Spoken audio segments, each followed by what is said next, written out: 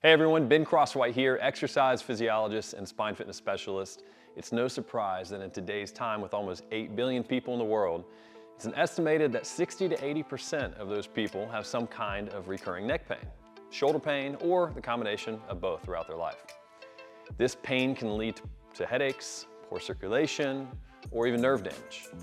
The sad thing is most of these symptoms can be taken away with just a few weekly exercises and stretches if done consistently. In this video, I want to show you the correct movements and tips to fix your posture, pain, and decreased height once and for all. As always in my videos, let's first talk about the anatomy of what's involved. Roundness in the shoulders is usually associated with upper cross syndrome. Now this is a fancy way of saying that when some muscles become weak, the adjacent muscles will then over-tighten to compensate.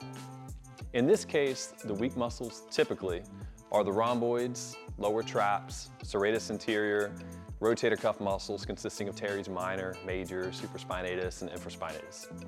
These muscles all help the somewhat floating shoulder blade stay pulled into the rib cage since it's really only attached to the collarbone at a single point.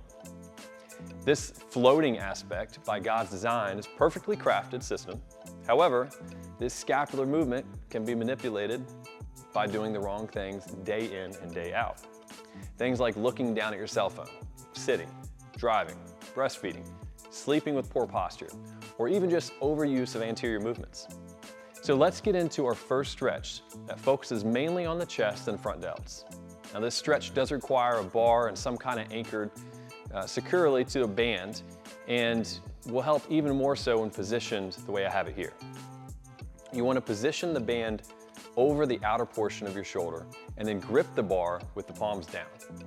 As you push your body forward, you will feel a deep stretch in the bicep tendon as well as the pecs, while the band is pulling back on the shoulders. Hold this stretch for about 5 to 10 seconds and then release. Longer than 10 seconds, you'll most likely produce a monosynaptic reflex that will make the stretch less effective.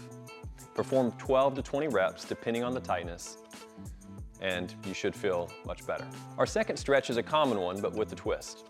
This simple light lateral pull on the head with the weight in the opposite hand will stretch your traps and SCMs significantly.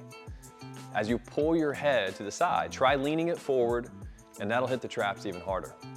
Now the kicker here is not to go too heavy in the weight, because if you add too much, then it'll activate your traps and fight against the stretch. You can even hold onto a bar if that's easier for you. This last stretch is again going to require either a band or a narrow door frame.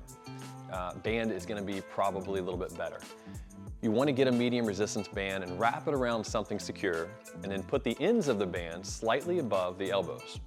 Next, you want to place your knuckles in the small of your back, interlocking your fingers. Slowly back up and allow your shoulder blades to extend outward. Again, hold for about 5 to 10 seconds before releasing. This first exercise is one of the most common ones for strengthening your entire posterior chain without any equipment. And you want to start out lying on your stomach, prone position, with your arms extended above your shoulders. Begin to lift your knees, chest, and hands off the ground, squeezing your glutes. Your lower back will become engaged regardless, so focus on the glutes. While keeping your arms straight, slowly bring your arms down perpendicular to your body, forming a T.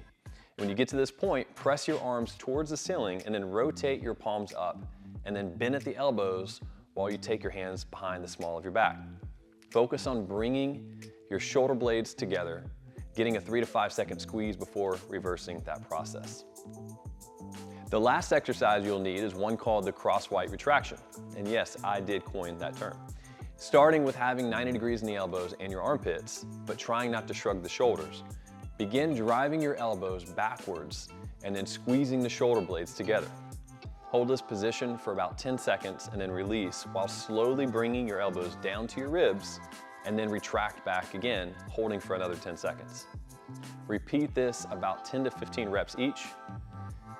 If you have a band to add resistance, then add that as well, and it'll help towards progress in the future. Remember, there's no magic pill or exercise that's going to ultimately fix your bad posture. But a combination of these specific ones while trying to stand more and not looking down as much throughout the day all play a role in getting your back the way it should, ultimately making you taller and with less injuries and headaches. I hope this video helped, and please like and share this video if you enjoyed it. My cameraman is a little depressed now, so if you can, just share this video, and that'll help his self-esteem quite a bit.